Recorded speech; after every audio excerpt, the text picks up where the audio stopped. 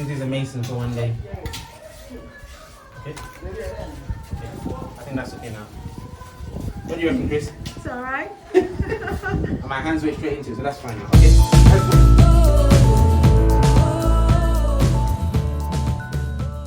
Hi guys, welcome to Asher and Gad channel.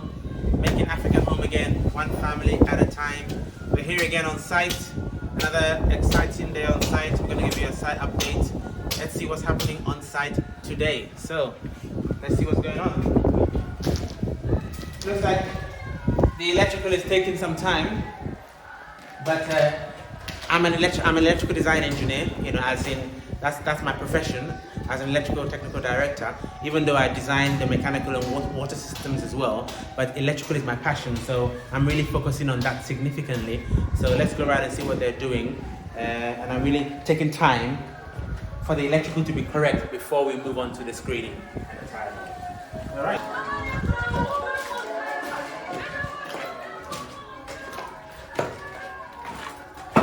Alright guys, so this is the electrical room. See, it's progressed quite a bit. We've bought the distribution board, which was an Eaton distribution board, which is a very good quality distribution board and the best in Ghana if you're buying a distribution board. But let me just run you through what's going on here. This here is what we call is the main incomer, basically. Now in Ghana they call it the TPN. Yeah, TPN means three-phase neutral, but just the main incomer. So basically the cable from the ECG pole outside goes through the electricity meter, then it comes to this device here. Okay, this device, let's see if we can open it. I think they've closed it. Okay, looks like the guys have closed it, don't hurt myself. Anyway, so here there are three fuses in here. That's the incomer, and from the incomer there's a manual changeover switch here. Now this, what you're seeing here guys, is not a typical Ghanaian home electrical installation. What I'm doing here is I've come up with a design, okay, that will involve a number of what we call manual changeovers. And what that means is I have three phases coming into my home. And in Ghana, sometimes you have people who are only on one phase, and the one phase goes off, and they have to go to, like my uncle, his next door neighbor, his one phase goes off, and he has to come to his house to watch football because he has three phases. Okay, so what I've come up with a design which basically means even if you lose phase one, there's still power in the house. If you lose phase one and phase two, you still have power in the house. You have to lose all three phases, and that has to be a major maintenance event before we lose power in the house.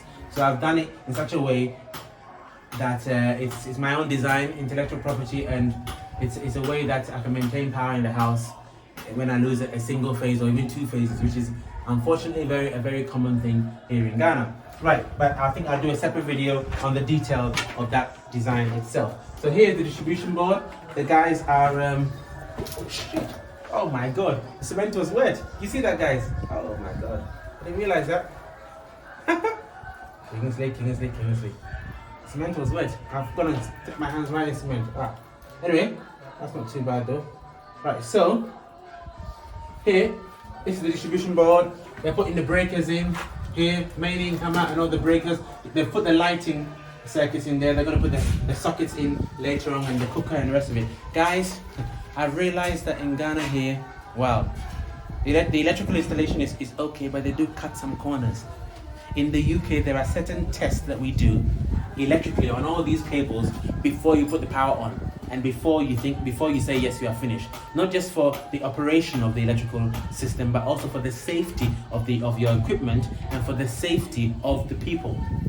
But in Ghana, they don't do these tests as standards, and I was shocked.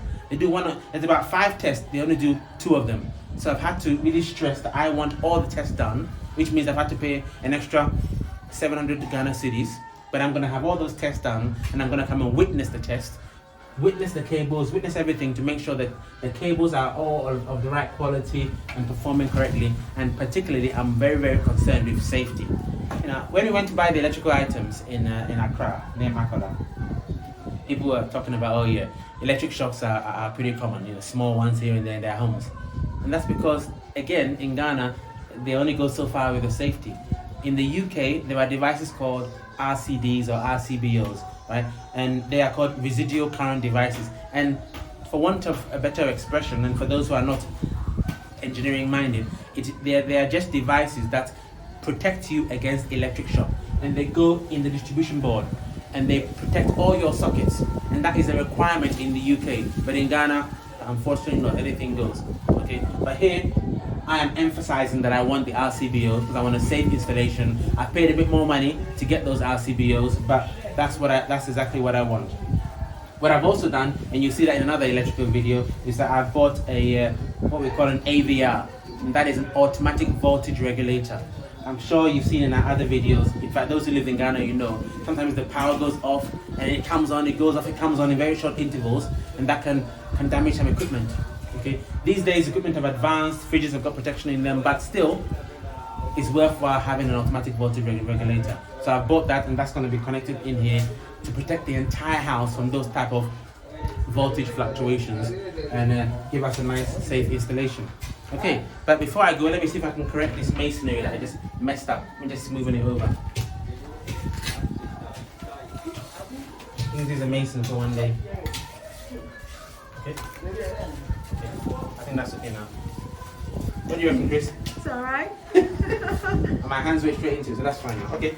So guys, basically, we've got some power connections here and here as well.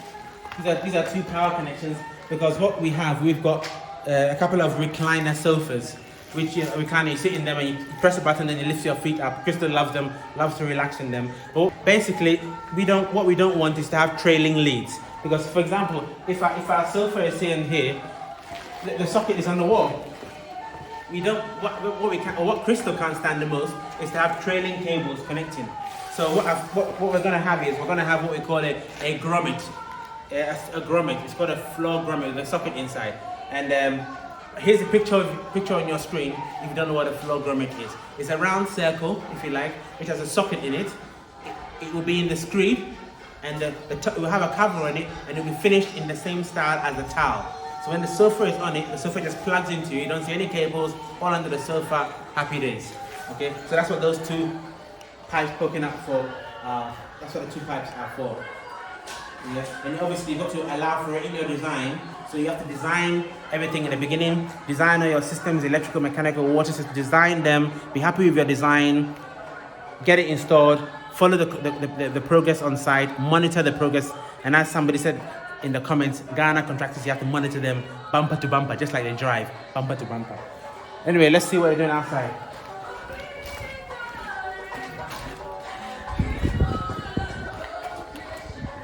Okay, so here we go. Crystal, watch your step.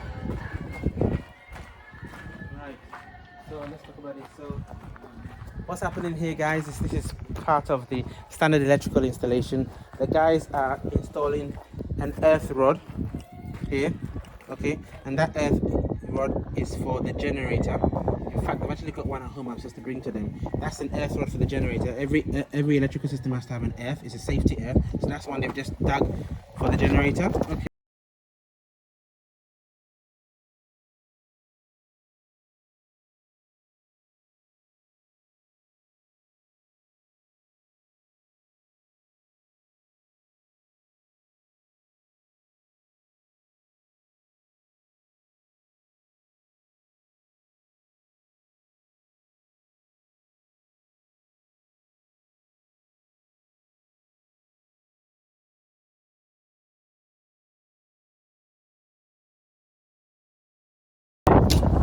Somebody made a comment about the electrical cable is quite close to the metal balustrade, so they're worried about electric shock, and that was a very good comment.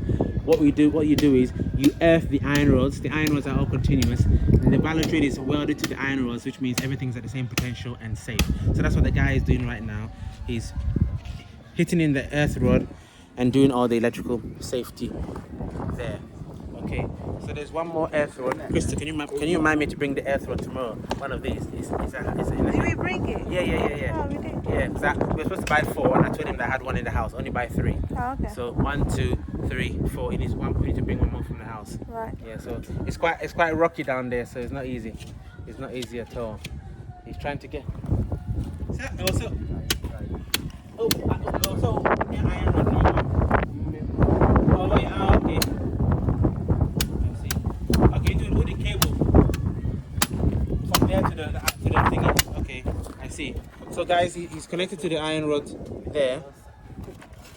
Let me come around here. I think it's connected to the iron rod just there. Just that red thing is connected to the iron rod. Putting in the earth rod, and it will connect a green yellow cable. That red thing there. Yeah, that red thing there. That's connected to the iron rod. He's exposed the iron rod. Okay, that's connected to the iron rod, and then he's going to connect a cable from there to this earth to the earth rod, which is that there, and that will be the iron rod's earth in the house. Okay, cool, fantastic. Okay.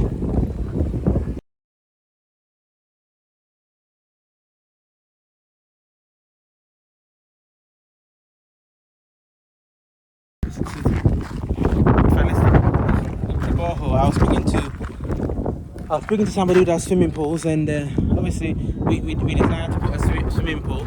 So if each of the land, we think we wanna divide the land into, let's say, 3 parts. There's a part for the farm, maybe the middle part, a little bit of middle part for the swimming pool, and then boys' quarters in another building up front.